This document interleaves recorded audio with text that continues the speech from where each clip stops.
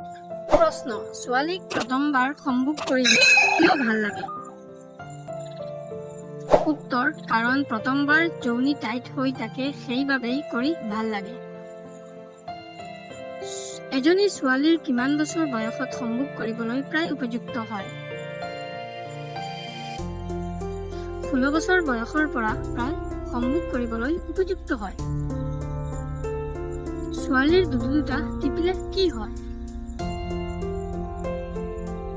দুয়োটা দুধ কোমল হৈ যায়।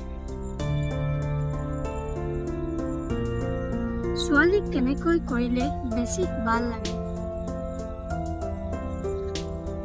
ঢালাই লৈ পিছফালৰ পৰা গাক গাক মাৰিব লাগে। ছোৱালীক দাবাত নি কেনেকৈ কৰিব লাগে?